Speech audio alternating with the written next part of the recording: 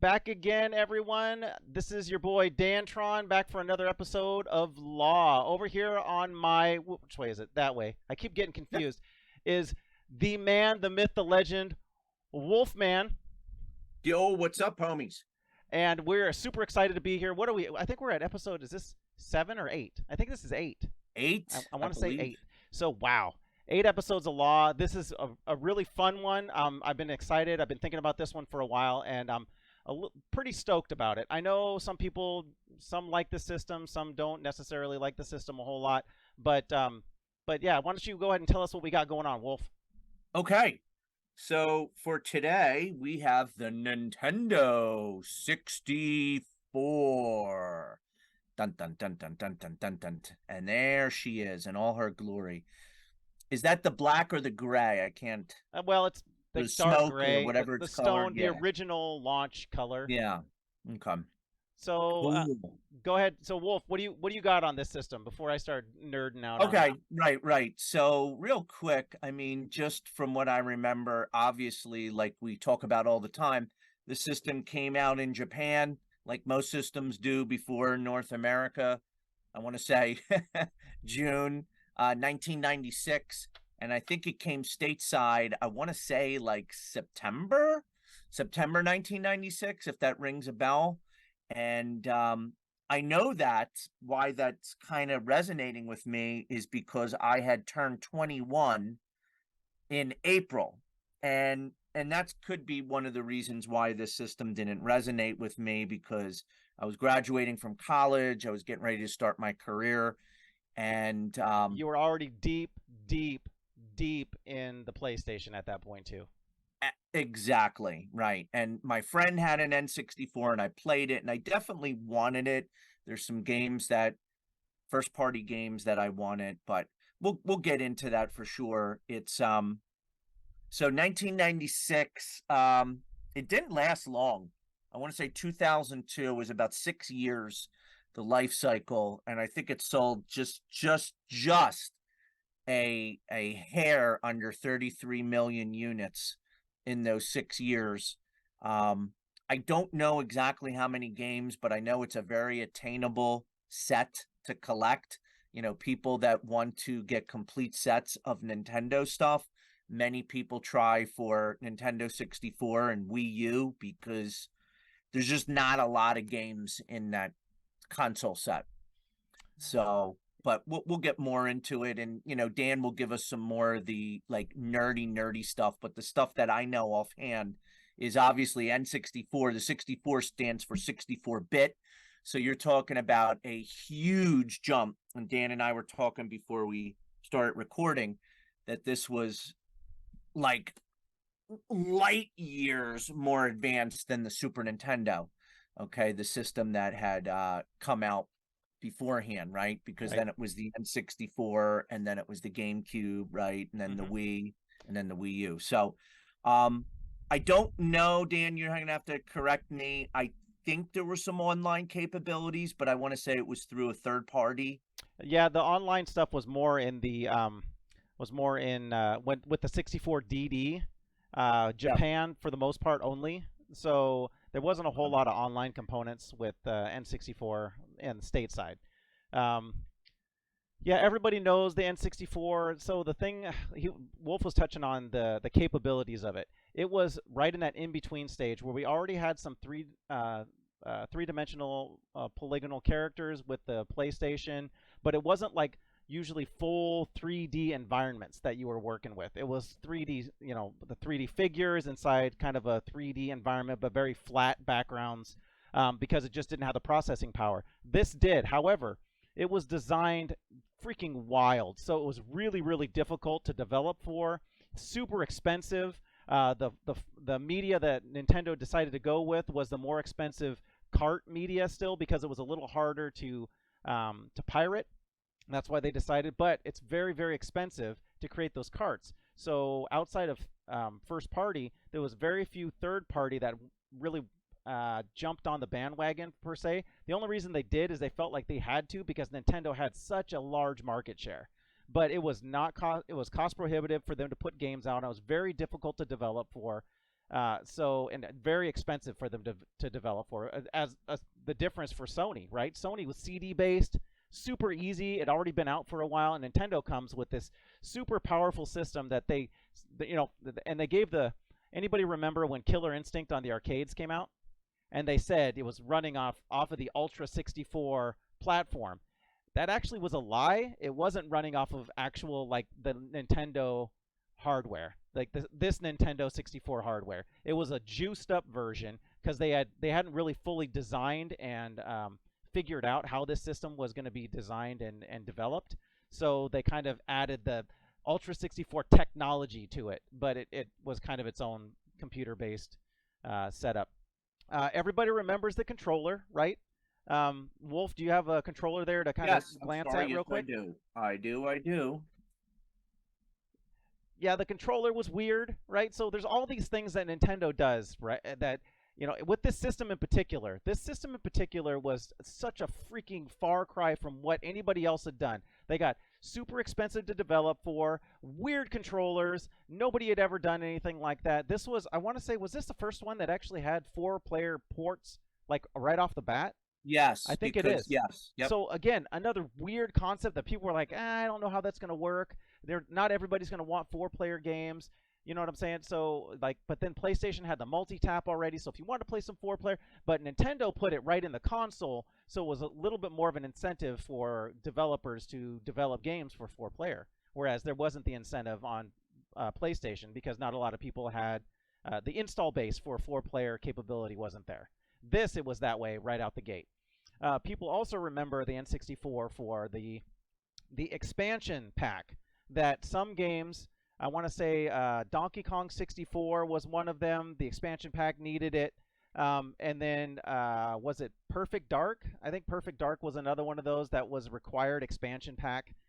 Star Fox needed it. Yep. So what this expansion pack was, in layman's terms, it was a kind of an additional RAM upgrade. There was some technical limitations with the actual hardware that was in it. And they had this special expansion port because I think they knew already like this could be a problem, so they left this port in here, and then they ended up developing this expansion to go in there and will help those games run more smoothly, I guess.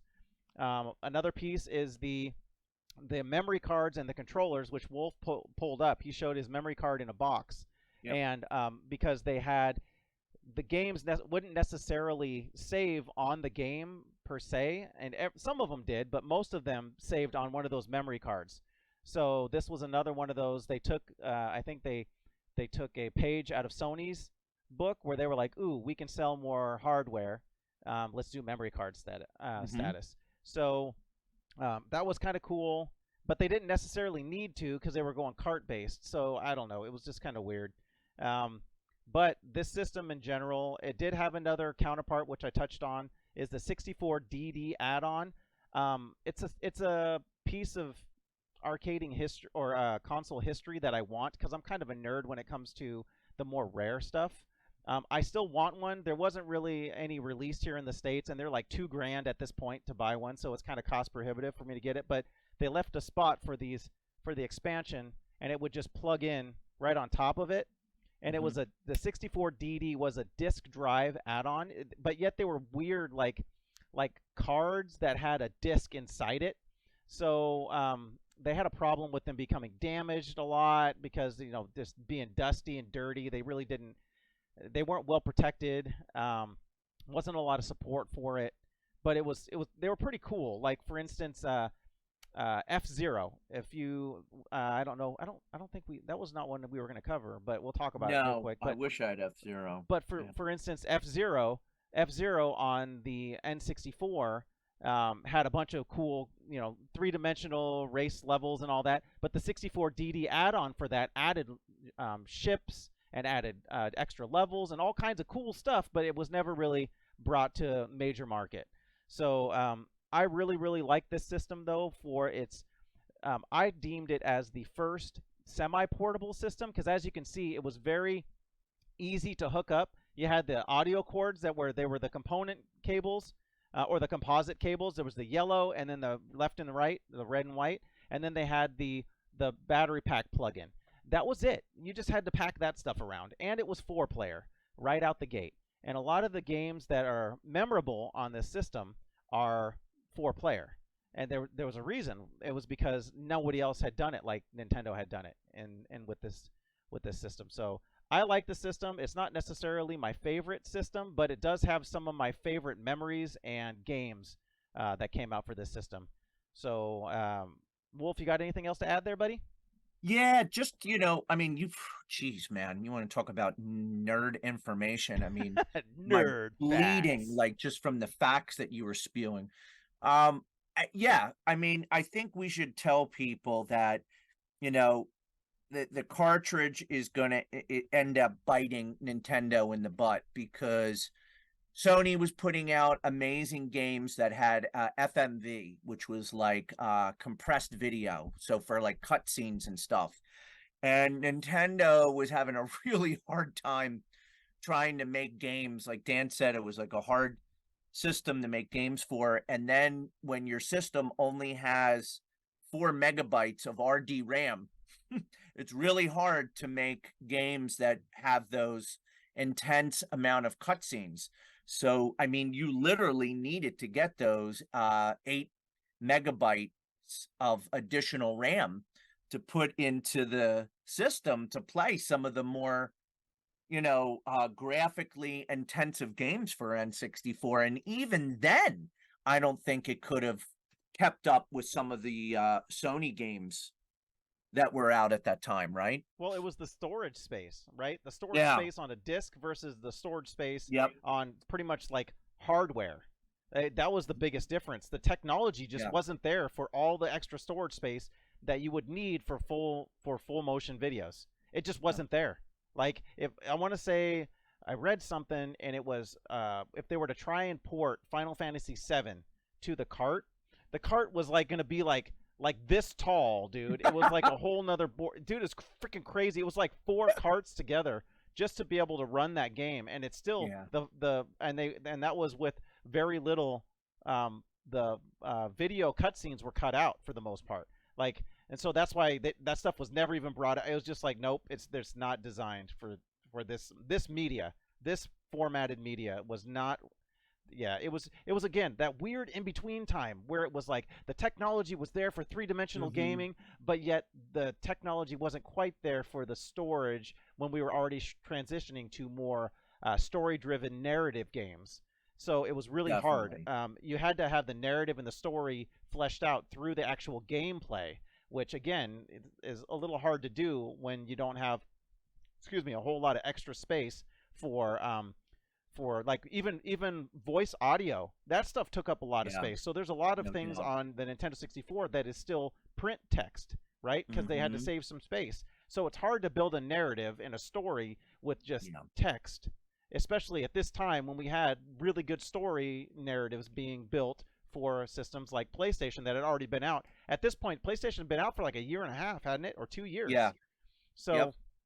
so yeah, it was just a weird transition. Yet it was necessary. It was necessary. It was the first system to actually pull out and really use the analog controls default for a lot of things.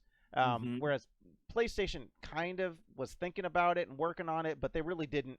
It wasn't the same. So it was, yeah, it was. But like, who does a controller like that? It's freaking weird, right? I don't know. Yeah. I Nintendo. I hated the controller. I mean, we'll talk about that later. I couldn't stand the controller, and this is where I might catch flack for, because you'll find out through the episode that I'm not a huge fan of the N64, but the system itself did not age well. Mm-mm.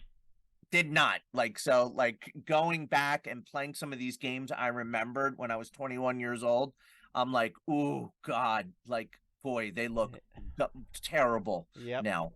Yep, but however, I will tell you there is going to be a handful, Oh, five, definitely. 5 or 10 that Sure. you play, and they are like, oh my gosh! But for a system Yeah. that you can only really a handful of games that you really that carry over today that you would feel comfortable playing, like it's different, like playing, let's just say not time, Dino Crisis on PlayStation. Like the graphics are not great, but the gameplay is still really really good. But then you start looking at other games on N64, and you're just like, yeah, No, that's Mm-hmm. not. And you thought they were good back in the day. And the problem with Nintendo as well is when it was launched. Do you remember, Wolf? I want to say there was only 3 games that launched with it. I think there was only 3 launch games. If I remember right, it It, was it it was one of the smallest launch yeah, amount of titles I think I can remember. and I want to say the 3 launch titles, and it might I only think have I been know two. them. It might only have been two. Go ahead, Wolf. Let me tell you what one. Go ahead. You Uh, do guess. Okay, is Super Mario 64, Yep. was Wave Racer one of them? I think Wave Race was one, and then Pilot Wings. Yep, those are the three that I thought of. Though I'm pretty sure now Wave Race might not have been launch title. Wave Race might have been within 2 weeks of launch. But Oh, really? if I remember right, I think when Okay. because see I got mine. I'm aging myself. I pre-ordered it, got it at Toys R Us, and I'm pretty sure I bought every game that was available for it, and I think it was only the two. I think it was just Pilot Wings and Super Mario 64, Oh if my I remember God, right. that would be ridiculous. So the launch did not go well, but they still sold a freaking ton of systems because of Super Mario Oh, you 64. ready? I'm ready. Okay. Interesting. Okay. In North America. Right. That's Okay. what I'm reading. So Cruisin' USA was a launch title, but it was delayed due to content issues. So we Okay. can't count that. That doesn't count. Pilot Wing 64 was Okay. a launch title. Star Wars Shadows of the Empire, but it was delayed. Yep.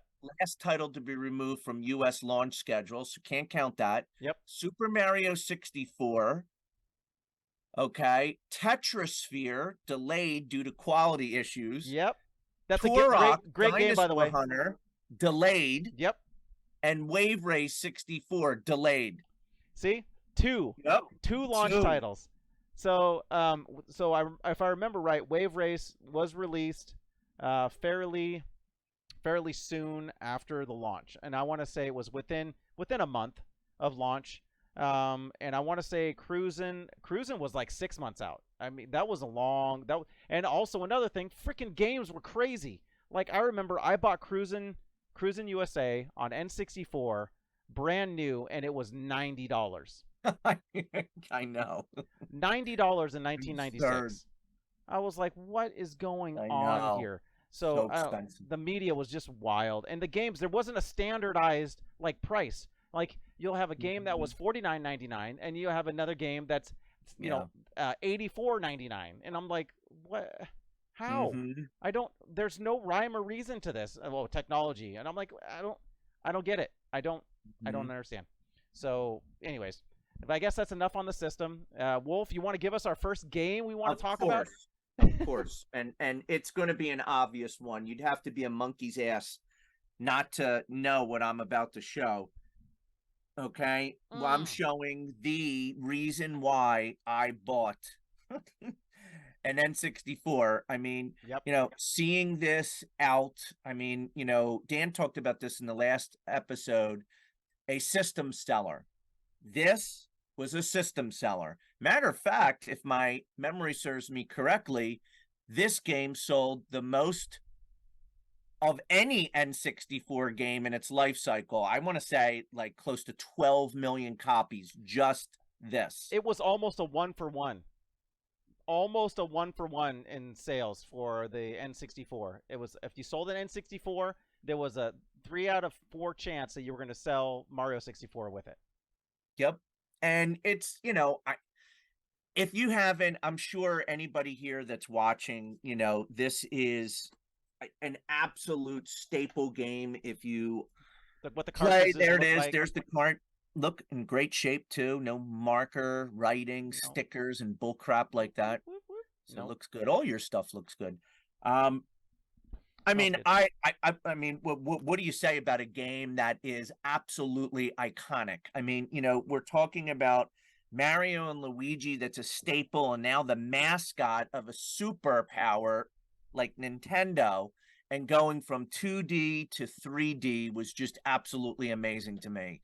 I couldn't believe it. I mean, the way he jumped and moved and talked and ran, and it was so cool, the different islands, and you would get there by going into the paintings and just like Oh yeah, cool. and you'd go in the paintings and they would wobble, and you're like, Yeah. whoa, like It was so cool. It was yeah. like mind blown. But then as you learn, because you didn't find out about a bunch of this stuff, but as you learn and as you do research on the system, that game was developed for freaking years. They Mm-hmm. basically built the N64 to run that game. Like they were Mm-hmm. developing that game and the hardware at the same time. So it was like, all right, so the whole development process, both were intermixed. That's why that game worked so freaking well. It's And true. that's one of the games too on N64 that will hold up to this day. It is Oh God, freaking phenomenal, without a and it's doubt. such a fun game where you're trying to get a racing or beating this big bomb guy at the top, or racing some turtle, or trying to save this little penguin, and then you're just throwing it off the edge Yeah. because you thought it'd be funny, but then you're just still take it back to his mom, right? It's like, but Yes. all of that stuff was just freaking wild. The levels, the scale of the game was Mm-hmm. just unbelievable, and then like being outside of the castle and finding all these different secrets and stuff like that, Mm-hmm. it was totally different than, like, even thinking about the way that Mario had gone in the past. Like Super Mario World was a freaking gem. That game is just Mm-hmm. awesome. Even to this day, it's still one of my favorite Mario games. um Definitely. so but and it was cool because you could find all these other like secrets and stuff like that. But this was a game that it wasn't just finding secrets in it.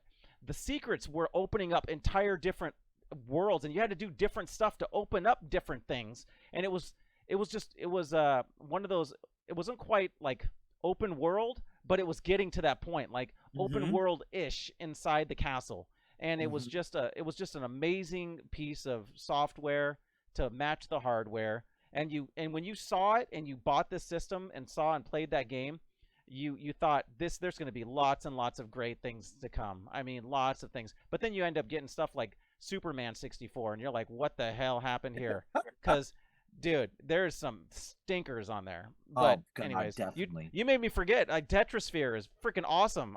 Yeah. That was one I we should have talked about. I Tetrasphere, have it. I yeah, should go get it. I dude. have it. Any of you that have the opportunity to play Tetrasphere on N64, it is not really out for anything else. It is freaking awesome. It's one of Mm-hmm. those, definitely, I would say, hidden gems. Oh, that's without a question, though. It's a hidden gem. And I don't know what else to say about it. I feel like we would just be spinning our wheels. People that are tuning in to see this show, they have either heard of it, have played it, or have seen it. You can't be a retro game fan and not like have done something with Super Mario 64, regardless whether you liked or disliked the system. If For all you collectors out there, if you have a copy like mine, it's about 150 bucks. I think if you have a copy like Dan, I want to say is it 40? I 40, think 50 40 or bucks. 50 for the cart. Yep. Yeah. Yours might be 50 because it's in really good shape. Yeah, I try and keep my stuff that way. But yeah, it's that game, like, oh, okay, so nerd fact on that game. Wolf, Mhm. how actually, nerd question. How long did it take before you figured out that you could stretch Mario's face at the beginning title screen? I I think it was like 15 years later or something. I found out. Maybe 20. I found out probably 4 months after I had had it, and I just accidentally think I was like, "Whoa, what just happened there?" And then you start messing with Mario's face. Anyways, so funny, but Yeah. yeah, great choice, Wolf. That is a freaking awesome game. Sweet. All right, so next one, I'm gonna talk about this one, and then I'm gonna touch on another one that I don't have here but they're very similar. So that's why I'm gonna Hmm. bring them up, and I would call these also hidden gems if you like this type of game. 1080 snowboarding. Mm. 1080 snowboarding was a super fun snowboarding game. When you first got it, uh, there wasn't anything like this three-dimensional for speed either, because it was super fast. It was more adult themed. And then I'm going to give you the counterpart, which came out later, which was Snowboard Kids, which again was a great game, but it was more geared towards kids. But it was very, very similar to 1080. So the unlocks were really cool on this game. It made you want to keep playing it to unlock different courses, different tracks, different characters. But yeah, this game is definitely a hidden gem for those that like snowboarding type games. I'm talking about you, Quimby. So anyone that likes snowboarding, kind of arcadey racing games, Hmm. and this one and Snowboard Kids. Did you ever play this game, Wolf? I have, and it is a great game. There's no two ways about it. I don't have a physical copy of that, but definitely I do like snow games or like snowboarding type games, skiing games. I've always found them fascinating, which is funny because I've never skied in my life. Ah, So go figure. But I do enjoy those type of games, and that's definitely a good one. I'd say it's a hidden gem. yep. Do you have Snowboard Kids? Did you ever play Snowboard Kids? I nope, I never had snowboard kids. I want to say I think I saw it, but briefly at one point, so I know what you're talking about. They both came out kind of around the same time, and they Yeah. were way deep into the life cycle of the N64. They weren't Hmm. close to launch. They were probably 3/4 of the way, if I had to guess, through its life cycle. So Hmm. it was a more like the newer style when they had started to figure out how to work with the hardware better. And so it plays really, really good. Anyways, that's my next one. What you got, Wolf? Okay. All right, we're moving along Oh, here. dude, This we're is just gonna good. fly through because there's a few that we got to get to. So it's like let's just go. It's Ah, me, Mario. It's Super Mario Kart 64, and I don't know. I mean, it's I think it speaks for itself, and I think this goes into what Dan said. I mean, the flagship game is Super Mario 64. It's like he said, they spend time, they built the hardware around that game, but I think they had this in mind when they built the Nintendo because this is going to take advantage of those four controller ports that you were talking about. And this is where Nintendo receives high marks from me because this was the beginning of some really intense couch co-op with your friends. yep. And that's the stuff I like. I mean, I loved having friends over, being next to me, pushing one another, talking smack, playing a game as fun as Mario Kart. And to me, this game here is like tailor made for the N64. I thought the graphics were decent, big, large sprites, awesome sound, some new tracks, definitely remix some old tracks too. And it's a ton of fun. And it's just, I don't know, to me, it's a must have and must play for the system. I agree 100%. Now I'm going to throw some nerd facts at you on that game. So, that game in particular, so a lot of the four-player games, especially when they're four-player split screen, if you start paying attention, you can see where they had to cut corners to keep the game running smoothly. Super Mario Kart 64 specifically, the biggest cut corner, which nobody will really notice as you're playing it, but now I'm going to say it. Now you're going to notice it all the time. The carts are 2D on your screen. You're On your right. screen, they're 2D carts. So that's how they got away with it. Like you'll never see the three-dimensional cart itself. It's their flat 2D sides to it. So it was just but that's how they got around it. That's how they were able to keep it fast. That's how they were able to keep the level design as flashy as it was. But yeah, it's just there's a few of those things that you can pay. Like for instance, the slide mechanics. You can see those are flat 2D sprites that go as the smoke or the slide where it says slide. The jump, the boop, when you land and hit stuff, that's all 2D stuff. So they were able to squeeze every single little piece that they could out of the hardware to get that game. And they worked magic to get that game to work. Like Definitely. major Agreed. magic. And it is a must have for an N64. Anybody that knows anything about Mario Kart knows that's it's going to be one of the better versions of Mario Kart. I still think Double Dash takes it, and then Yes, I agree. on GameCube it still takes it. The new what is it? Mario Kart 8 Deluxe Eight. is Yep, is deluxe. great. As it's I would say that's the pinnacle of Mario Kart right now, but outside of Double Dash. But that's just because it does so much more, right? It's Hmm. it's just it's a newer Mario Kart. But this one in particular, this one and the original SNES Mario Kart still hold up as far as racing games go. And yeah, playing battle mode in Mario Oh, Kart, Dude, I remember we bought Mario Kart and we played Mario Kart for probably a good month before we even tried battle mode, and I believe that's actually the most fun part of that Mario Kart 64. So Definitely. check that stuff out. All right, Oh, sweet, Dan, you're up. next. Okay. So this one was another feat that they had to cheat on. And like it was amazing, but then you start figuring out, okay, that's how they cheated on this one, cuz remember the hardware and the development for this system was very difficult to work with. The media being on a cart base, very difficult in space savings. So, but what I'm going to show you is a straight up classic. Turok the Dinosaur Hunter. Oh, Yeah, Turok. This game was one of the first like first person type shooter games that I really got into, and there's freaking dinosaurs in it. mm-hmm. Awesome, awesome game. It plays great, but the one drawback and how they cheated, fog. This was the first game that you saw the N64 fog heavily, almost to the point that you would think that they wouldn't be able to release a game with that much fog. Like the distance you're able to see, it was like pea soup. It was like if you went swimming. Let's see, where are you at, Wolf? What's one of the nastiest, dirtiest rivers that you have around there in Philly? Oh, the Schuylkill River. You Yeah. could see bodies floating by Yeah, and so syringes. that's what it was like. Only you're walking around like looking through the Schuylkill River because you could only see like Yep. I don't know, the equivalent of maybe 15 feet in front of you. Like, and then it was Wow. just fogged out everywhere else. But when you got up to the game, you got up to things, the textures on the guns, the graphics, it all looked fantastic. But that's how they cheated, and that's how they were able to get it looking so good, is they had to cut the draw distance. Because what would they do? And you've seen this in older PC games, actually some newer PC games, it doesn't matter. Pop up. They did that to mask the pop up because it couldn't process and render fast enough. It just couldn't do it. So, because it was always pulling data. But this game is, I won't call it a hidden gem because this is not a hidden gem, because everyone that knows anything about N64 knows about Turok the Dinosaur Hunter.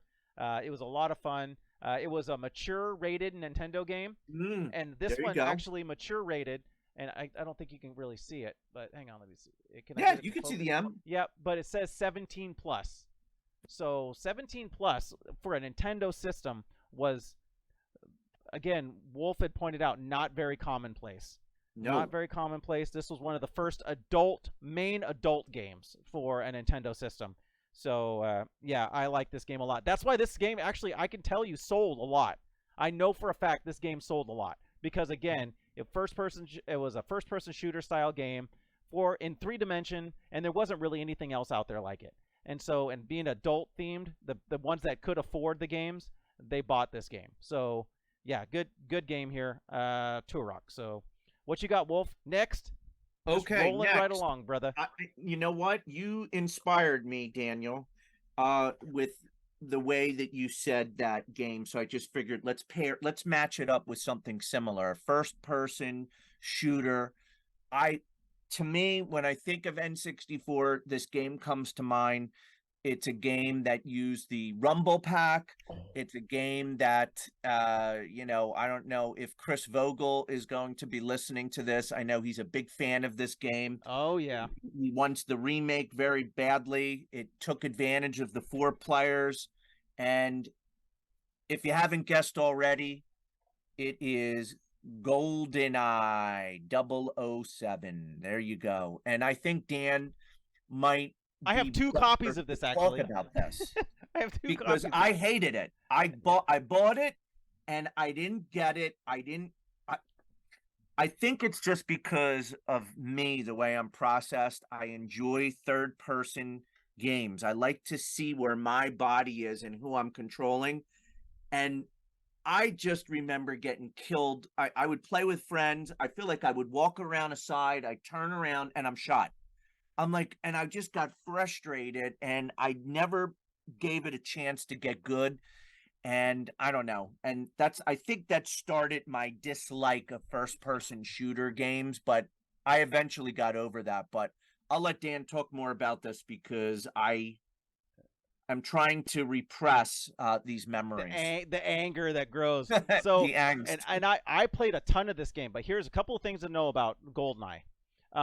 One, it was 4-player split screen, and it was first person. It was one of the first ones. That's why everybody knows about it, because it was one of the first couch co-op, like, first person style shooters around. Couple of things. First one is you had to change the default control scheme. That Mm-hmm. was the problem that a lot of people had. You couldn't roll the default. It just wouldn't work right. So Mm-hmm. you ended up having to switch so that you were strafing with the yellow buttons, the C buttons. That's how you can move your body at strafe, and then you had to use the other one to move. So that was number one. Number two, you have to understand how the shooting and how the centering worked for the game. So as you're aiming, if you weren't holding a specific direction on it, it would automatically auto center every single time. So this is why the rule came up: no odd job. Everybody remembers, dude, everybody remembers like playing with your friends, and there was that one friend that would choose odd job. Anybody that doesn't know uh, James Bond, odd job was a short dude with a hat that he would throw, but that's the problem. With the auto centering, which I just talked about, it would auto center over the top of Oddjob's head. So it was really hard to shoot the dude because you had to always aim down. It was always auto centering your. Oh, dude, it was so hard. But that's why Yeah. the house rule came up, and everybody knows that rule: no odd job. Golden guns, slappers, no odd job. That was those are just ones that you would do some fun. But there were so many modes that you could unlock. The paintball mode, the game itself. Mm-hmm. The game itself was really fun too. Like playing through the single player was a lot of fun. It was hard because of the controls and the N64 controller just being what it is. But playing multiplayer, once you got used to it, it was a ton of fun. It was a lot Mm-hmm. of fun. I wasted hours, hours and hours playing this. But, another but, it does not hold up well. It is No. freaking hot garbage if you go and try and play it again if you're used to playing modern first person shooters. Like straight up dumpster fire. Yeah. Dumpster It's fire, not it good. just it's terrible to try and play this game now. Like, sometimes people are like, "Oh, yeah, let's play some GoldenEye," and they start playing it. They go, "What is this?" If they're used to playing modern Yeah. first-person shooters and you play this, you're gonna just get pissed. So, Oh yeah. as a hint, keep the fond memories back there for it, and set this one aside and just enjoy it for what it was. But it does not hold up well today. Sorry, Vogel. I know you love this game and you want the remake. I'm not interested. It just plays awful. Um, but this is a classic. This is Oh yeah. another one of those games that would sell the system because there was Definitely. nothing like it out. Yep. Nothing like it. And yeah, Wolf, I agree with you though. It's super frustrating. Yeah. Super frustrating. And how they got around, this is now here's the hint for GoldenEye too. All right? So again, you start paying attention to N64, like what did they do to cut it? What did they do to cut Wolf, do you know what they did to cut for GoldenEye? Can you think of anything? Um.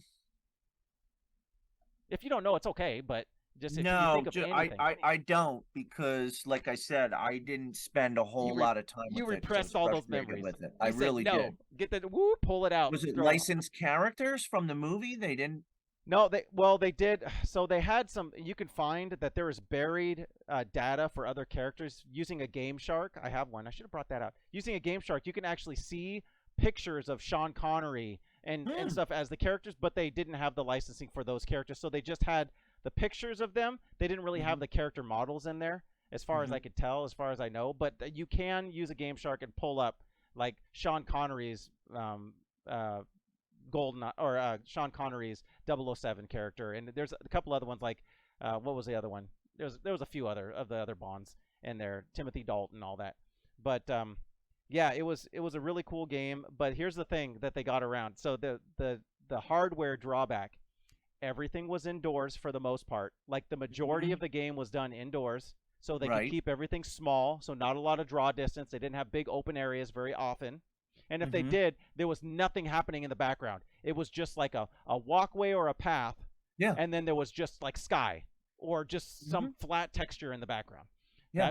That's one. And then well, actually, I think that was it. Yeah. Oh, and then even on multiplayer, you start paying attention. Same Mm-hmm. concept. They didn't have a whole lot of different textures on walls either. There was like 4 or 5 in the multiplayer. Like all the walls were either like 4 or 5 different layouts, but that was it. and then everything was close quarters. That's how they were able to get 4-player to work on there. So Those sneaky SOBs, I Nintendo. know, I know. All Well, right. you know what? What's his name? Odd job out, hand job in. Oh, yes, yes. Substitute. All Substitute, right, definitely. substitute. All right. So next game I'm gonna bounce to because we got so many games. I want to keep us on time too. I don't want us to go too long, but I do like a lot of these games. That's why Oh yeah, I get yeah, a little definitely. passionate about some of them. But Sure. I'm gonna be like you though, Wolf. I'm gonna give them the pros and the cons. Right. Yeah, I like good. this about it. I don't like this about it. Yeah. All right. So next game. This is actually one of my favorite games on this system, and I got there. I keep saying that there's quite a few favorites on this system for me that hold near and dear into my soul, and this is one of them. Wave Race 64. Mm. Wave Race 64 again, four Mm-hmm. player, four player Yep. split screen, and it was just a feat. It was a feat with how the water effects worked, Mm-hmm. how well it played. I mean, because it played really really well. But again, how'd they get around the cool water effects? Very simplified textures, like the character models too. They weren't Mm-hmm. polygonal characters. They were, but they were very very simplified. Like you got a foot, you got the lower leg, you got the upper leg, and it would be like a triangle, and they would have like a second triangle on the side, and that was it. They would like have like three triangles around the whole thing. So they were very smart on how they made games at this point and the how the technology was working for not only this console but just where technology was in general. They wanted to give the three-dimensional feel, which they were able to do, but they had to cut corners in different things. Like there are certain characters or certain games you'll play, it's like, man, the character models are great, and then other ones it's like this is suck. But then you look at the Mm-hmm. whole scope of the game and go, okay, well they didn't have the resources. But Right. Wave Race was really good. The water physics were great. It was fast. Fast. It Yep. had the fun factor. It was lots of fun. So yeah, that's I just remember lots and lots of times like playing that, and you would never. It was one of those games that you would never get overly competitive at. Right? You could play your buddies, and there wasn't somebody getting angry all the time. Like Mm-hmm. GoldenEye, there was usually someone would just get angry. Like, Yeah. oh man, that was cheap. You know what's But that game was not. There was nothing cheap about it. It was just like you guys just race and you have fun, and that's it, right? And so that's why I think I have like really really fond memories of that one because just fun. That's a great one, Dan. And you saying that people getting mad, and you and I both don't have this. I thought I did. I have it somewhere, but Super Smash, Oh we yeah. should definitely be showing. But that's another one that I remember some arguments and stuff over playing Smash and characters you could use and not use and Why you just keep like using cheap Kirby? moves.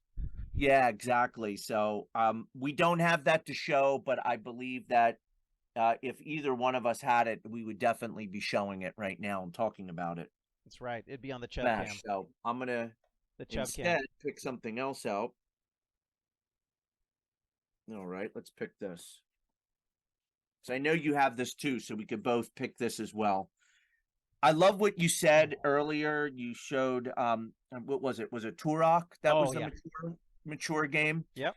You know, the granddaddy, the grand salami on a silver platter of mature games, which I can't even believe Nintendo allowed this to come out Al- because it Almost was to this day, dude. Almost to this day. It's so seriously. wild. Like even modern games, some of them you're just I like know. even if you thought about it, it's like just blew your mind. Yeah, keep going, Wolf. Oh Oh man. my God, strong language, mature sexual themes. I mean, the lead character was drunk and slurring his words. Yep. There you go. Conker's Bad Fur Day. Oh Oh man. yeah. Dude. This is just one of the I had such a ball playing this game. So much fun, laughing out loud. What was the boss? It was like a poo monster. Yeah, the turd guy. Yeah, and what's hang on, I'm looking. I don't remember. Is it 4-player? Is that a 4-player Uh one? I'm trying to remember. I don't. one to four players simultaneously, it says on there. Yep, you're right. Look, I don't Yep. know if you could see it Yep. in the cover. There it is. Yep. 4 Oh, player. damn I it. saw it. Oh, Yep. you saw it? Yep. And I Rumble. got a glare. Yeah, there it is. So, And Rumble. Yep. oh, that game, I don't see how it ever was made. Like how Nintendo allowed that game to even come out is just crazy. Eli, Eli, if you're watching this, I know you love Yeah. that game. You're just like us. We love that game. It is Yeah. so wrong on so many levels though, but Yeah. so much fun. And you know what? One of the best developers, the I would say the best third-party developer for N64, Is that rare? Rare, and Rare. they did Yeah. that. Rare. That Yep. R, any game that you see R, like even Donkey Kong Country, Rare. All Yep. all those games that are Rare, they're freaking great. Like all of them. And I don't know how they were able to do it and other people weren't able to figure it out. It was wild. And so, but Conker's Bad Fur Day. Where were you the first time when you started playing that and you're like, "Oh my gosh." Like Yeah. it almost felt wrong, like some of the things that were happening, and you're just like, he's drunk and he's throwing up in the corner, and you're like, I know. he's making comments about people's chests and stuff, and I'm Yeah. just like, Yeah. He I'm is. like, oh, this is awesome, but I mean, I feel dirty, but so satisfied at Yeah. the same time, I and know. yeah, it was just that was another one of those games you just play through just to hear what happens again. Like, Oh what else yeah. is he gonna say next? And it played well though. It wasn't just that; it was the shock factor. The game That was a itself, good platformer. it Good played platformer. perfect. A Yep. three-dimensional platformer. It was just Yep. that is definitely I won't we won't do we want to call it a hidden gem?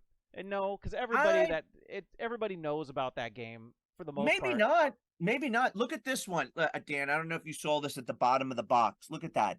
Advisory. This game is not for anyone under 17. Yeah, Do Dolby you look at on Surround. the box? Yeah, on the box. And They is he weren't holding? kidding. Is he holding a beer in his hand there? Yeah, yeah, he's got a beer. He's got a full beer. Holding a Look beer at in that. his hand. Yeah, The sticker's in th- the way. yeah. God damn it. That's all right. No, But leave that alone. Yeah, leave that sticker. yeah, but it's just so funny. Like you'll just laugh out loud. And Yeah. there's a lot of good emulators now out. Like the Steam Deck plays Conker's Bad Fur Day. Oh, look at that. That's So a good. nice clean copy. Just such Love it. such a fun. It was a very hard game to emulate for a while. And now, like with technology, Steam Deck and a couple of these others, I think the Retroid Pocket 3 Plus is playing Conker's Bad Fur Day like perfectly. Didn't It's didn't they have another one? Didn't they re-release it? Didn't they release like an extreme version of it on like 360 or something like that? They had one called Conker's Live and Loaded, Was I that? think, for Xbox. Yeah, It was like a new game. It was like multiplayer and like hmm. shooting and stuff. I thought they did a re-release of it too, and they Did added they? some and they added some stuff. We might have to look that up at some point. We didn't research that, but I think they did. My gut is telling me that they did re-release it on a more modern system, No and way. and it was If they something else. did, I'll be mad because why don't I have that then? Maybe not, Two, but my gut is telling me that they did. okay, 2001. Let's see. Here it is. Bad Fur Day, puzzles, multiplayer. Hold on. Whoa, what? It is the second installment in the Conker series after Conker's Pocket Tales. The hell's Conker's Pocket Tales? I know Conker was in Diddy Kong Racing. I know that one. Yeah. Well, here it is, Dan. I think that maybe this is what you're talking about. Okay. A remake, Conker Live and Reloaded, Okay. was released for the Xbox in 2005, while the original version was included as part of the Rare Replay compilation for Xbox One in 2015. So they did have a somewhat re-release of it. Yeah. Because I They remember might it have, had like some cleaned up polished. the Yeah, they had some graphic. polished graphics and some other Yeah. stuff that they did for it. But anyways, Okay. if you get an opportunity to check that game out, that game is dope. Good choice, Wolf. Real Thank good you. choice. And just real quick, Dan's cartridge is I think it's over $100 easily for that cartridge that you're holding. Mm-hmm.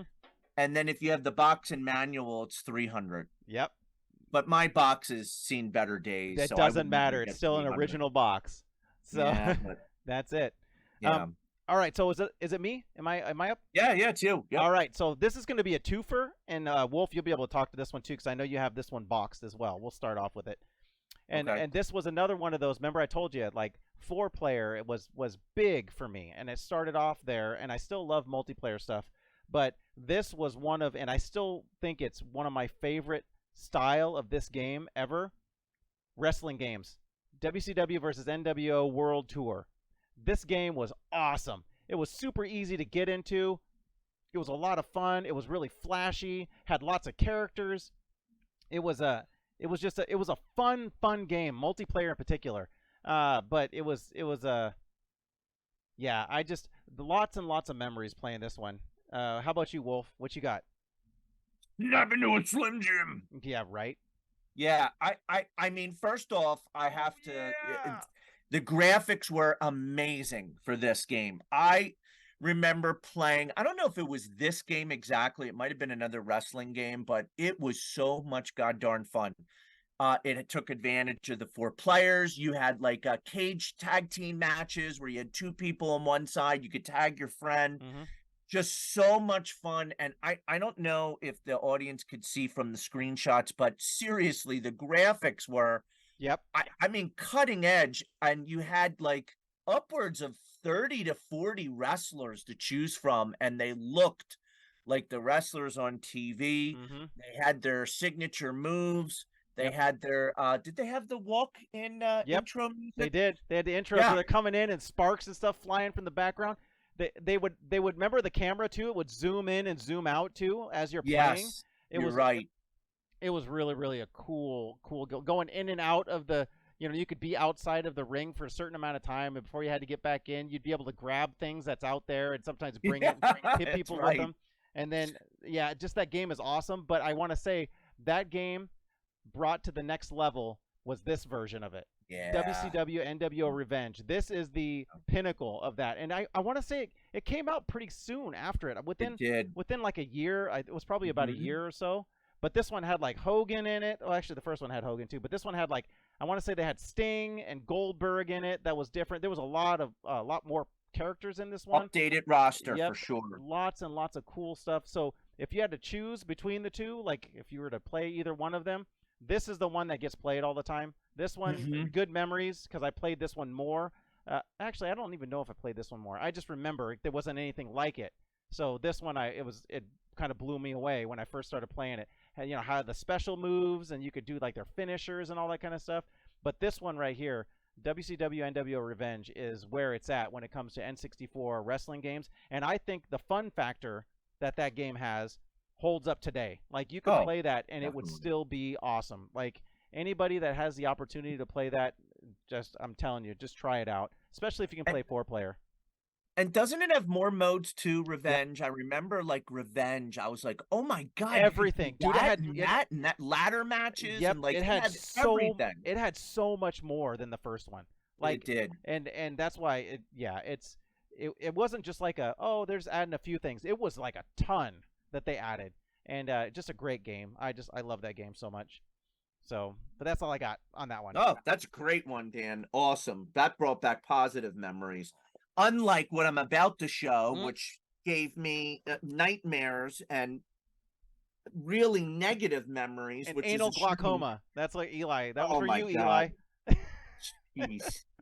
And I love this series. You've heard me talk about it on this show many times.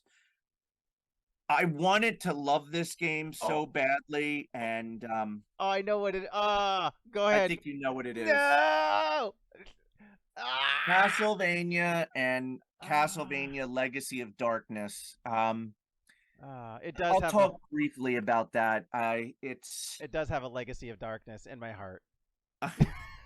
exactly Legacy of Darkness in the toilet as it's being flushed. It's it's first off, it's a 3D attempt at Castlevania. It's the first attempt of doing that, and I believe that they failed. Um, it's or actually, was it the first? Because Sony had Symphony of the Darkness, right? Mm-hmm. But Yep, that was Sony had. still 2D though. Yeah, that was so they still had a 2D. I want to say that They tried to This was go. like open, not open world, but like you weren't on a singular plane. You could walk around while you're whipping and move the Hmm. camera. Like it's a full, like 3D. 3D.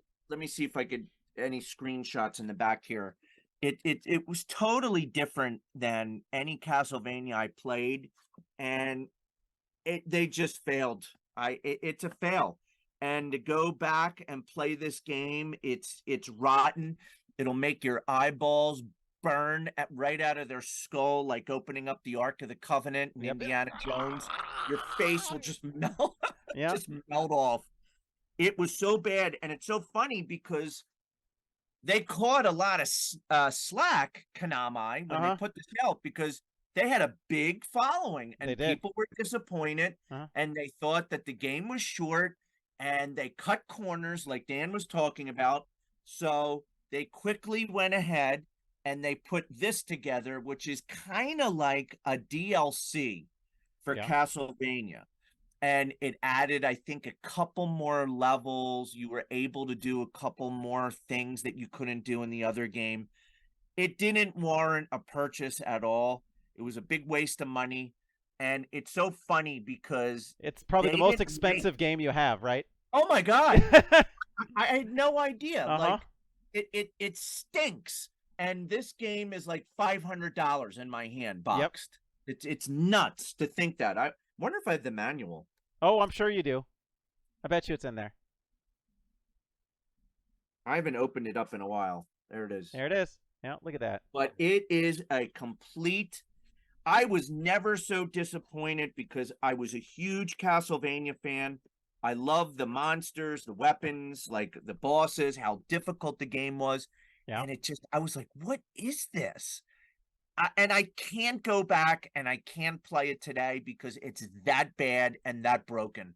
Yeah, It's really bad. I remember like the fact that there would be like nothing in the environment, like hardly anything, and there'd be like one enemy or two enemies in there, Yeah. and then you're trying to hit the enemy, but it was so hard to get in the 3D like to actually hit, so you're missing them, and you're getting punched. You're like, what is going on? And then yeah, and then some of the cooler enemies they showed in like their ad, like the huge skeleton and stuff. It's like, Yep. oh, that was cool, but that was a very very small piece of that game that Yep. you had to endure. You had to survive and endure to get to that. And that is But not. it goes to what you said, though. Yeah. They cut corners. They had to. They didn't add the text. You couldn't see things from the castle, like cool old paintings in Dracula's castle. It was brick floors with one or two enemies. There And were really no dark. chandeliers. It got really dark. Yeah, that's Oh, it was they did horrible. they did the fog using darkness. Yeah, So it was so bad. yeah, not that great. So like we were talking about, Nintendo was really good at working with the limitations, and then Rare was really good working with limitations, but Yeah. THQ not so much. And even Acclaim that did Turok, right? Yeah. They were able to figure out some stuff and at least get it, somewhat playable. And it would be different if Castlevania was like one of the launch titles. It wasn't. It was No. halfway at least through the life cycle. I know. So it was like So they had time. disappointing. They had time to develop stuff for that, because especially when you had games like Super Mario 64, and you're like, oh sweet, it's gonna be a Super Mario 64 style game with Castlevania characters. Awesome. Yeah, that's not what Yep. you got. Instead, you got sadness. Yep. True sadness. As my buddy Scan would say, "Hello, darkness, my old friend. Yeah, right? Come to talk with you." Oh, is that funny? again." That's what it was like. You like slow motion. You're like, oh my gosh, this is so painful. Anyways, Oh, yeah. my God. I mean, I would say good choice, but I mean, No, it's awesome, that's Castlevania, that you have that. But Nostalgic. That's Definitely it. There's no other. there It's bad. there are memories with that game Really for bad. sure. Yeah. All right, so this next one, Wolf, you'll have a follow up, I think, to go along with it. So Okay. this game is gonna be look. This one is for my buddy Wales, and so this is gonna be one of my favorite games. Again, I'm saying that for like the fourth time on here, but this one is my favorite version of this Okay. style of game, and it's Yeah. Legend of Zelda: Ocarina of Time. This game is freaking amazing. Ooh, and hold that up. It has the flicker, right? Isn't like a metal, like the metal kind of like a metallic case on it. Yeah, it's got like It's hard to see, and it has like lines in it, like actually like light shining lines. It's like a metallic cover on it. not really. This is like it's cardboard. Oh, okay. So I got my version. I gotta find my box because I know I have the box for that. But mine actually had like a metallic type because it was a pre-order one. It had like a metallic front to it where it looked like light fingers were going through it, and it was Oh, really cool. that's a rarer box then. It's awesome. Yeah, because the whole front of the box is like metallic. So, but anyways, Sweet. but this game right here was it's a masterpiece. Everything outside of the water temple, but Yes, everybody agreed. knows the water Yeah. temple. Hang Yep. on, let me put these lead boots on real quick. Anyways, the but this game is an actual work of art, almost like Super Mario 64. This Yep. game again, Nintendo really worked their butt off, and this Mm-hmm. game is one of those games that holds up today. Um, Oh my God, yes, you can definitely. see where they cut corners. They did some fog. They were able to do like tall like parts of the like the world had like high corridors where it felt like it was in the open, but it really wasn't because the top would be open. So you're like, oh, I'm just running through this area. But no, that's how they were able to keep like the corridor situation going. Mm-hmm. But this is a very, very, very cool game. The story was great. The using of the ocarina. I mean, just there's nothing Wait a really that I can say minute. bad about this game. Like Hold on this, a second. what's up? What color's your cartridge? It's gold. Yours is gray, right? Do I have a fake copy? No, no. I want to say the gold cartridges were pre-order ones. So Oh my God, my cartridge is gray. yeah, yeah. You can find the gray ones too. But yeah, this was like the original pre-order Look at ones were that. gold. Yeah, but yeah, it's sexy. It's still sexy. I know, but I want the gold. Oh, I'm sorry. So Oh, yeah, I know you're like, what? It's gold. Yes. Mm, oh. yeah. So, but yes, this game, lot of fun. I don't want to spoil the story for you, but it's great. This is where they introduced Sheik, if I remember right. Yes, Um, correct. so it's a very anybody that plays Smash Bros knows Sheik. But yeah, this game though it was kind of open world, but yet it was like linear open world. But it was Mm-hmm. really really cool. It had great controls. They used the Nintendo 64 controller very well with this game. But again, they should, right? They're Nintendo. They're developing the game specifically for their hardware. So Yep. this is one that I still don't see how they could have made it for the system. It is that good with how much Oh, garbage is out there for the system, and they were like, "Oh man, I couldn't make it because of this and that," but they were able to make Ocarina.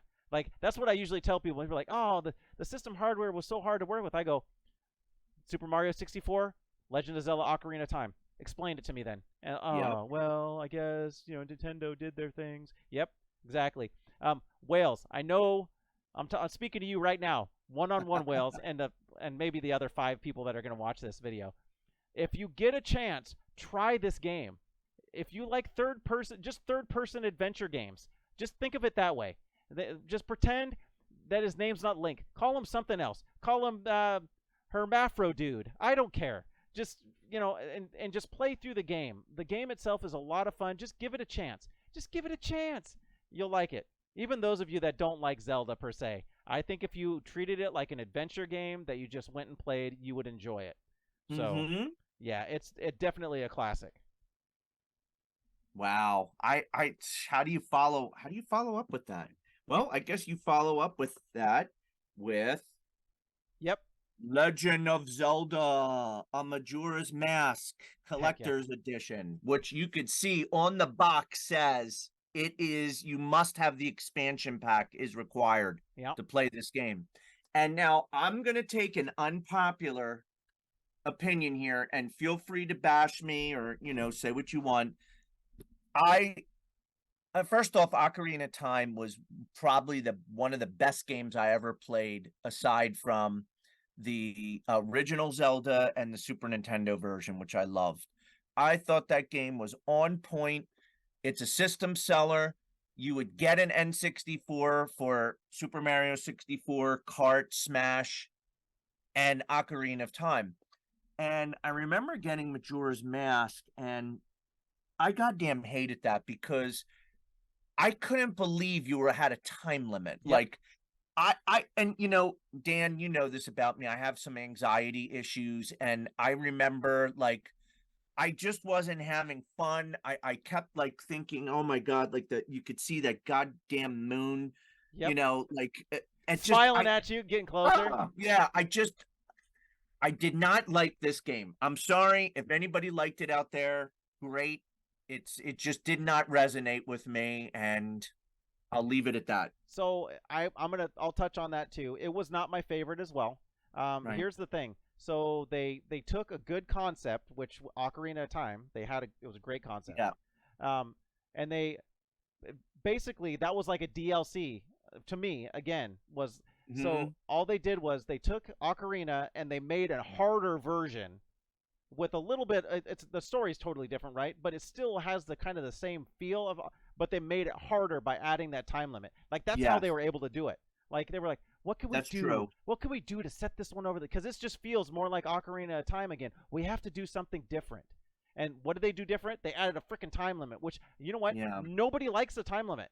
No one likes it. I mean, some people might. I mean, there are serial killers out there, but I'm just saying nobody likes the time limit. Like it's a terrible thing. Yet some purists that have to beat the game, they're just like, all right, I like the challenge that it gives me, so I'm gonna do Dark Souls style. I'm never really gonna win, but I'm gonna do a little bit better this time. And so, Yeah, and until you eventually get through it. I never got through that whole game. I got frustrated, just like you, Wolf. I'm like, I don't I like know. the time limit portion of it. That's not how I roll. Anybody that's watched Mhm. any of my streams and how I play, I'm searching stuff. I rarely will just be like, I gotta hurry up and get to this point. And I'm like, oh man, I want to see what's over here. What's over here? Hey, what are you doing over there, guys? Hey, all right, let me come over and see what's going on over here. Hey, but we got to check this other area over on this side. You know what? That's how I play. So throwing a time limit on me like that in a game that I loved Ocarina of Time so much, and now you're giving me an Ocarina style game and putting a time limit for how long I can enjoy it and how I can enjoy it, not so bueno. There you go. Your pre-order limited edition gold. Look, it's got a lentrica. What's it called? The thing that looks like a Yep. hologram on Uh the. huh. It's not a Yep. flat sticker. It's like Mhm. I think it's called lentricle or something. Lentricle. I don't know. But anyway, it's got like that The fake holographic. Yep. holographic, right? It's got like The texture. I don't know if you could Yep. hear. Yep.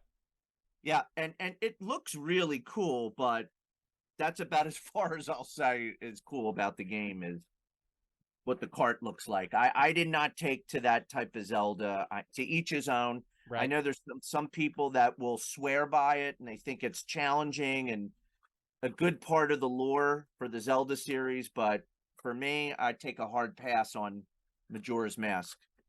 That's I just hear you. me. I hear you. Yeah. All right. So this is me then? Next one again? Because you just did Majora, or do you want to go on Yes. one?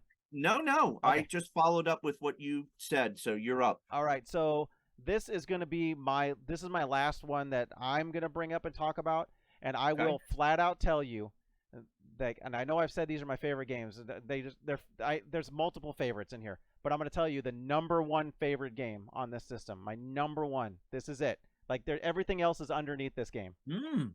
This is I still play this. I'll play it even now today, over and over again. Banjo Kazooie. Mm. Another rare title. This game should not be as good as it is. And you start looking at it, you're like, what's this dumb bear with this weird bird in the backpack? That just doesn't make sense. It doesn't seem like it's going to Yeah. be awesome. It is freaking amazing. The world, the design of all the levels, the hilarious nature of the characters that you interact with, and the main characters that you have. I mean, they got a mole that has these like big like bulbous glasses on, and like the bird calls them goggles. Like it's just hilarious, right? Just it's such a great game. Every single aspect of this game is phenomenal. Like I can't tell you how much I enjoy this game. I've played through this entire game probably about, I don't know, 5 6 times, and Damn. it's so much fun because trying to find the extra jiggies, because you're finding little puzzle pieces and stuff. It's like Yeah. It's like Super Mario 64. You're getting the stars, you're getting little puzzle pieces, and then the worlds are all unique. You got weird sharks that are chasing you in the water, and they're talking mess to you because you're dodging them, and they're telling you, hey, come on in, the water's fine, you'll be okay. hey, we got treasure down here. It's kind of like the cousin It, or like the It, right? When you just like, hey kids, we have candy down here in the sewer. Like the sharks doing stuff like that. It's so fun. But this game is dope. And then its sister game too, Banjo Tooie, is more of the same. But the difference between the different this one is still, I think, better than Banjo Tooie, but Banjo Tooie is freaking amazing as well. A lot of Mhm. people haven't played this one very often because this was really towards the end of the Yeah, N64's I don't think I lifespan, played that. like I way don't think I way at played the that. end. But it's not like Majora's Mask. It's not like Majora's Mask where like Ocarina was great, Majora's Mask, no, Banjo Tooie is just as good. Maybe not.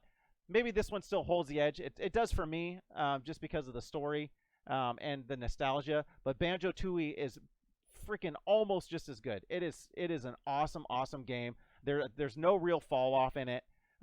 Is it a It's sequel? it is Sequel? it is Okay. it's Okay. Banjo Tooie. So, Okay. and then there was a third game that they were making, and I don't think it was for N64. I think it was on GameCube though, and it was like Banjo 3E, and they had some little blurbs out at one point on it, but they didn't.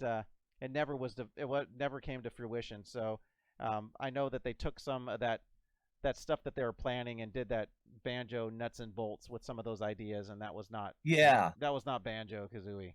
Like Okay. these are totally different. These games here, if you haven't played Banjo Kazooie or Banjo Tooie, play it. Do yourself a favor. Game's freaking awesome. Um, yeah, I don't even know how much. I'm pretty sure that this one's actually expensive. I don't know exactly I'm how looking expensive that it up. is. I was gonna try to look that up for you right now. I can Banjo do it Banjo in a they sold a second. lot of. It's probably going to be, if I had to guess, it's probably going to be around that $70 range. But Banjo Tooie Uh, is probably up there too. so cart only for Banjo is $30. Okay, good. What nice. Even better. And I never even heard of the other. What's the other one called? Tui? Banjo Tooie, like Tooie. Uh-huh. IE. Okay. And that is about 30. Oh, okay, about the same. Sweet. Yeah. Guess what that means? Cheap. Buy them. Yeah, Make it buy happen. them. Okay. So yeah, those games are great. Like if you're taking notes on some of these games, like man, I gotta try that one. Definitely put those ones down. I mean, all of these ones that we've talked about are great, and I would suggest you playing them.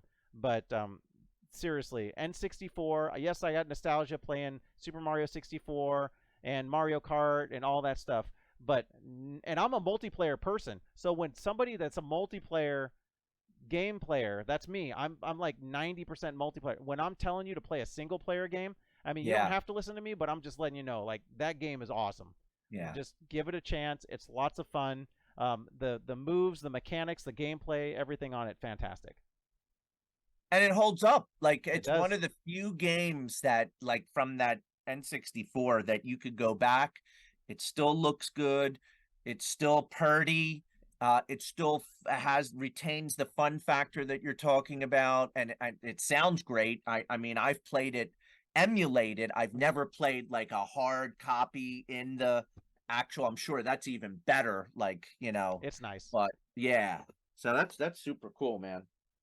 Yep, That's great. I love it. Okay. All right. I don't even know where to go here. I'm going to hold this up, but I'm going to let you talk about it because I really can't remember it. All right. I'm being dead serious. I can't even remember one level.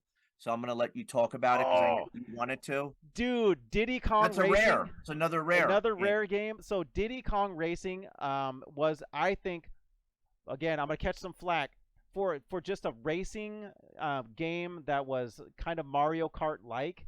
I think that one was more enjoyable than Mario Kart 64. Outside, Mm. there's no real, the battle modes are still kind of there and stuff. If you give it a chance, though, it is a lot of fun. The characters are crazy. You got Conker that's in there. You got I think Banjo is in there too. I don't remember, but there it's so much fun. And everybody has like different vehicles, some like what was it? Conker's like in a cart, and Diddy Kong has like a plane and all that kind of. So they all have these different carts, and they're with the actual person. I'm trying to remember. I don't think you switch carts. I think it's just who it is, and they have certain stats. But that game was a ton of fun. The level designs were fun. If you get a chance to play that one and you like Mario Kart or you like any of those type of racing games, you definitely will not be disappointed with that one. Again, if I had to say N64 best racing games, there's 3 of them. There's going to be number 1 is going to be Diddy Kong Racing for me. Number 2 is going to be the Super Mario 64 or Mario Kart 64, and number 3 is going to be F-Zero. Those are going to be the 3 top. And there are other good games that came out for N64 that we're not even talking about racing wise. Like there's Extreme G. That one was cool. It was like a Wipeout style game. That oh, look at that. Oh yeah, and cruising. Yep. That's a different. That's arcade racer, right? It is an arcade racer. But it definitely is. Yeah, you talk about that one because that. No, I don't want to talk about it anyway. I don't even know why I took it. I just grabbed a bunch of stuff. I don't really want to talk about it. That's a classic though. So, but like racing games, there was a lot of cool racing games. Like there was I want to say not Super Mario, Star Wars Episode 1 Racer was on there, and that played really good. I still think the Dreamcast version's better, but it played really, really well. The graphics weren't quite as good, but it played fast. The textures were but it's still, I mean, so there was a lot of good racing games on there. Nintendo did well on making the games seem like they were fast, even though they kind of weren't fast. Again, they were working some magic, some software magic. But yeah, so Diddy Kong Racing, great game. We already touched on too that classic Cruisin'. Yeah, $90 for a game. 90.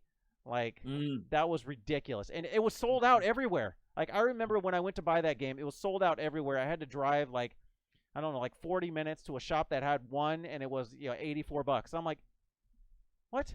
So $84.99. Then add tax, it was like $91 or something dumb. It was just ridiculous. But I think you're on to something, Dan. I think you're on to something. I'm putting together some pieces here, and I'm getting something. Aside from Nintendo, right? Their first party games, which speak for themselves. This Rare thing, I'm noticing a pattern. Like some of the best games for the system have been Rare that we've talked about, like Banjo-Kazooie, Banjo-Tooie, Conker's Bad Fur Day, Perfect Dark, Donkey Kong Racing, and now one of my favorite games. That's a great game. Donkey Kong 64. If you like Donkey Kong Country and you like Donkey Kong Country 2 and Donkey Kong Country 3 for Super Nintendo, then this was the next iteration, and I had a ball with this. And this actually played really well because you needed the expansion pack that it came with. It also took the Rumble. I don't know if you could see here the Rumble, and it was this 4-player. Yeah, 1 to 4 player. Yep. Game, and it's just, you could see the graphics. They're just Rare. Just had it going on, man. Maybe they figured out the system and how to program games, because I think you figured out the secret sauce on that system. Da Vinci's Code, Da Vinci Code, man, which is Rare, because any game that Rare pretty much made for N64 is the ones that you want to get. Yep. Rare THQ made a few good ones too. Is GoldenEye Rare? Yeah, it is. Yeah. So I mean, look, I mean, it's just stuff's just adding up. What's this one? Okay, that's different. All right. Well, anyway, Donkey Kong Country or Donkey Kong 64 is just a fun game. Like Dan, I love platformers. I am going to try to get my hands on a Banjo-Kazooie because I do want to play it in the actual N64. I can play it emulated, but I notice subtle differences between emulated games and games played on actual hardware. Right. But Donkey Kong 64 is just a fun, great experience. If you like platforming games, if you enjoyed any of the Donkey Kong Country games, you would have a ball with this. I love that game. It's one of my favorites. Yep, very, very. Yeah, I agree with you. That game is awesome, and I love all the Donkey Kong countries. Like, Same. All of them.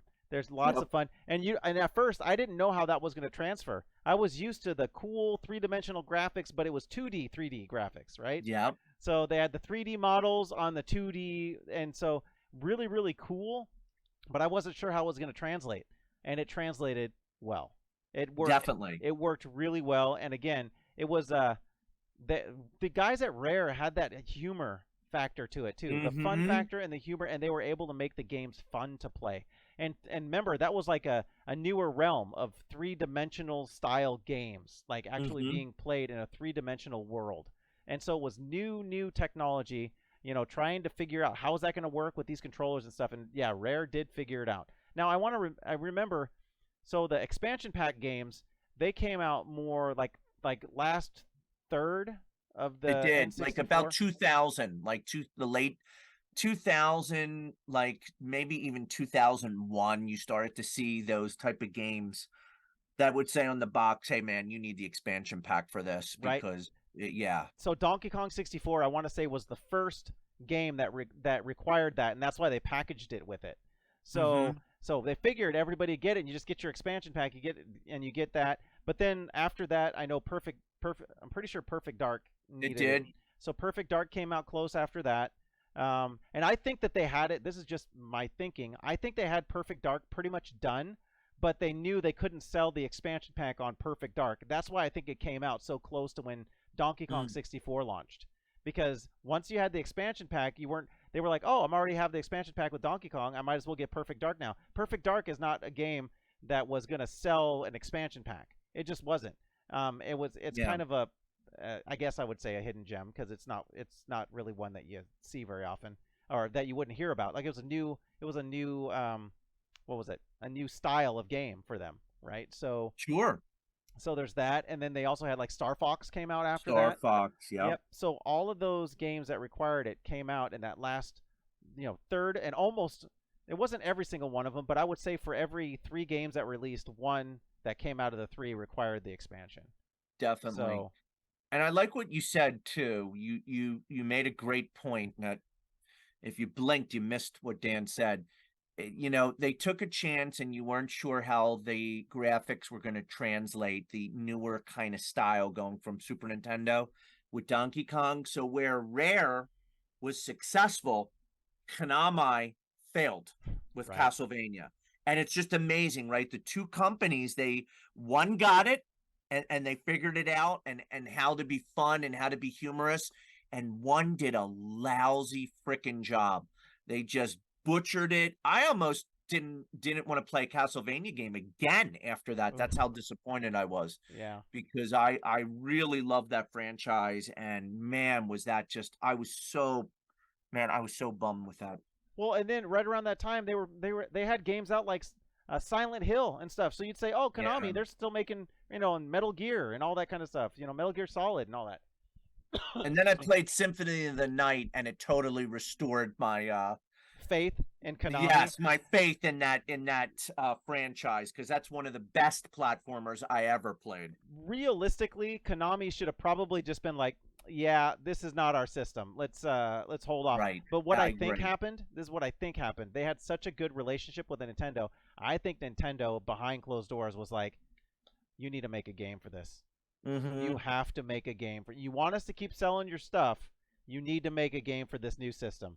I think that's what happened. I think they were. I don't think it was necessarily Konami putting out garbage. I think that they were pressured by Nintendo to put out a game for I their think you're system right. because they didn't make very many games for N64. Konami had very few games that they No. made. Yeah. If I had to guess, it was maybe a handful, I, five I maybe. couldn't even tell you. I mean, Castlevania and the Legacy of Darkness are the only ones I know. I mean, I'll look it up real quick while you're finishing up what Yeah, you're so saying there, but but that's I mean, so I think that if it would have been their choice, because like Square did that, Square Enix, they were like, nope, I'm not making nothing for this system. This system is right. hard to develop for.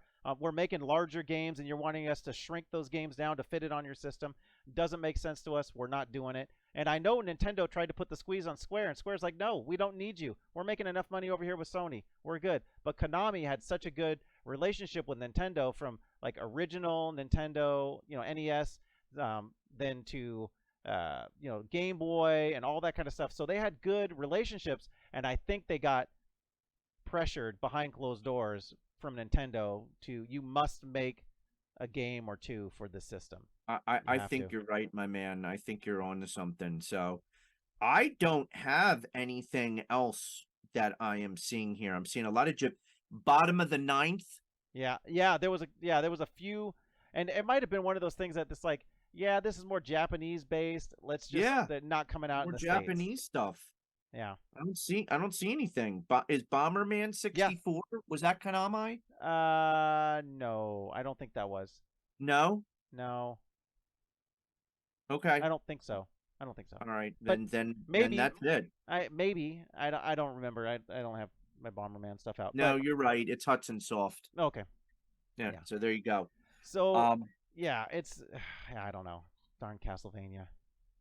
So are we to the point now, Wolf, where we want to talk about how we're going to grade this system for retro collectors? Yes, I'm just gonna literally throw these two up. It's the Let's do last. it. I'll keep it very brief because I know you want to say something about this one because it's one of my favorite games on the N64. Ah, yes. Killer Instinct Gold. Yes. I thought Yes. this was so much fun. I just had a ball playing with it. I mean, the claim to fame for this was, and I'd love to get like a company to test this, but they kept saying that this version of Killer Instinct Gold it was very fast, it was action packed, but it had 60 frames per second, which was unheard of Yep. for a fighting game at that time to have 60 frames per second. So I know it played well. I can't The I don't know. Can controller you is still verify janky. that? Yeah, Yeah, the controller controller was horrible and like janky. all that So stuff. so that was done well, whereas Mortal Kombat Gold, Mortal Kombat was it Mortal Kombat Gold or Mortal Kombat Yeah. Trilogy?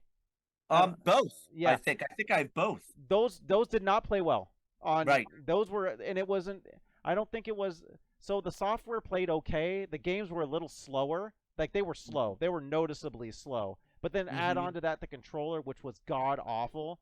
Yeah. On top of trying to play Mortal Kombat, it just did not fit right for Mortal Kombat at all. They still sold a ton of them because it's Mortal Kombat, and Mortal Kombat sells every system for every system. But Right. but yeah, so that one done well. Killer Instinct Gold, awesome. Right. Not so much for the Mortal Kombat. Yeah. So yeah. All right. Well, this is a quick one I'm just going to put up. I'm not in love with this series, but I know it's fun, especially if you have some friends over and you have a few beers or something. But any of the Mario Party games are always a good time. You got to be in the mood for it. You do, and you got to understand that you're going to get caught and you're going to be winning, and then something just BS is going to happen. Sure. Someone's going to come from the back to the front. Like, yep. Why are we playing this?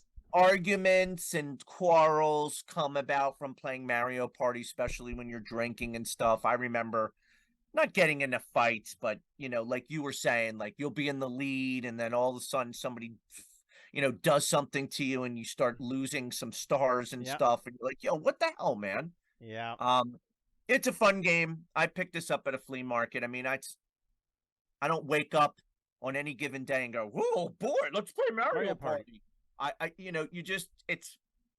You got to be in the mood. You got to have the right people over, and if you do, it's definitely a fun first party game. It's a board game on an electronic device. Right, exactly. And it is really cool. Mario parties are great.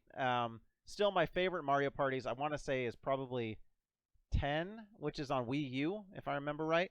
10, 9 or 10. 8 and 9 were for Wii. Yeah, I think 10 was Wii U. I liked that one a lot because Bowser would be locked in the actual controller, and then so there was like a 1, 2, 3, 4, 5, 6, 7, or 1, 2, 3, 4, 5, 6 at the bottom of his cage, and whenever anybody would roll a number, it would unlock that one. So you were hoping that and as soon as he was released, then it would change some of the things in there. That was a cool thing. I really liked that game on Wii U. But yeah, Mario parties are always a good time. Another hidden gem that I didn't bring it out. I actually know where this one's at. Is Ken Griffey Jr. Slugfest.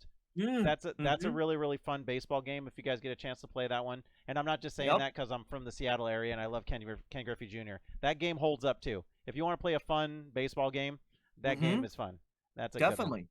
When Wayne Gretzky's hockey's another Yep, good sports game. it is. Yep. Yeah. So they had some really cool games on the system. System itself, not. Yeah, I mean, the only reason that it did as well as it did is Nintendo and Rare specifically. I'm just gonna say Definitely. that's. I mean, otherwise, if it was anybody else trying to start out like 3DO and all they got is just yeah, it would have never. Well, it kind of didn't. It's another. 3DO. That's Yeah. another one too. Panasonic 3D CDI. All Plumbers like wear ties. yeah. Plumbers wear ties. Oh, it's such a great game. Um, Yeah. but yeah, so we'll go to our kind of the grade Yeah. that I would give. So this system is not super expensive to purchase for. It's actually it doesn't age. It didn't age very well, but it is very very cost effective. Very cost effective. The games are easy to find. The controllers, yeah, there's some of them are wore out, but there's tons of YouTube videos and you can buy parts. Like I've replaced the actual analog sticks in my controllers before if they start to wear out and get too much play. You can buy like a bag of 5 or 10 of them for, $30 and then you can change Mm-hmm. them out and just, and so really really easy to work on. Great system. It is like it's built like a brick outhouse. Mm-hmm. The system itself is Yeah. freaking tough as hell, and so it will hold up. Um, but so I for the amount of games that it has, and the just how many of them actually hold up, I'm actually going to give this for a collector a B. Um, Mm. I'm going to give it a B. I might even stretch it to a B plus, but I'm going to give it a B only because for me there's maybe 20 games total on the system, but they're very cost effective. But to buy Mhm. a system for only 20 games, but some of them are awesome because they're 4 players right out the gate. Yeah. Um, and the system is really heavy duty. That's why I would give it. Otherwise, it would be a failed system. If it did not have again Rare or the first party Nintendo games, it would struggle heavily. But yeah, so I'm gonna stick with my B grade. It is a fun one to collect for, but again, it's not one that you're normally going to be like, hey, let's sit down and play some N64. It's not. Mm-hmm. You have to be in the mood for it. Like for me, I'm in the mood for Banjo Kazooie all the time, so I'll sit down and play for that game. But most of the other ones, even the cool ones that I've talked about, I don't get a hankering to play Ocarina of Time. I've played through it quite a few times, maybe 2 or 3 times. So I played through it, but it's not one that I'll be like, man, I feel like playing some Ocarina of Time. No, I will get like that with Banjo Kazooie though. I'll be like, you know what? I'm ready for some jokes. I'm ready to fight Grunhilde Yeah. or whatever the witch's name is, and it's you'll enjoy that game. But yeah, that's why I'm saying a B for me. Wow. I'm flabbergasted, and as my co-host and friend, I respect your opinion on games and all that stuff highly. So I'm gonna be going lower. Oh, So for me, I am going to say a C minus to D plus. I can't stand the system. It is my least favorite Nintendo system. I agree with everything Dan said. I think if you're buying the system, you're buying it for 20 to 25 games, and the other 200 games could go to hell. straight up. Yep, if you want to play like third party games, you would be playing it on a Sony PS1. I don't know. Unless it You was would. Tetrasphere. Like there's a few that you can only get Oh on yeah, there that yeah. work, Oh right? yeah, But exclusive, again, sure. that's in the 20. So yeah. That's what I'm saying. So I mean, and you said a lot of like good things. I mean, it's a good system to collect for. You could get cart only, which makes it cost effective. You don't have to collect CIB. You could find the joystick, the controllers. I think the controllers are garbage. I hated them. I thought they were just like injecting fentanyl in their eyes when they came Hmm. up with that design for that system. I just I don't know. I mean, there's pros and cons, but at the end of the day, for me, it's a C minus. It's a very mediocre system. I think there are some first party exclusives that are absolute gems and system sellers. There's a lot of rare games that we talked about that are you must haves for the system, but the pros to me don't outweigh the cons this time around. So it's a very strong C minus for me. And if the wind was blowing in another direction, I might even say a D plus. Yeah, and you know what's cool about this though too is when I look back, I will say, because again, one of my favorite systems though is the GameCube, which came right Mm-hmm. after this, right? So the stuff that they learned from N64, they were Yep. able to carry over and create a phenomenal system in GameCube. So there was that incremental steps. They had to do something. They knew they didn't really Yes. want to go CD based. They saw what was going on with Sony, and also the Sega Saturn was still at that time too, right? So there was all Sure. kinds of like CD based. That was the shift. That's where it was going. And Nintendo, Mhm. in their infinite wisdom, said, "No, I'm gonna go more expensive, more difficult, Mhm. and go cart based still." But we have a large market share, so hopefully they will be able to carry that through. And that is actually the only thing that carried them through was actually that they had such a large install base and love Mhm. in this their name brand in the brand Nintendo. Otherwise, if it was a startup that went with this thing, it would have freaking tanked.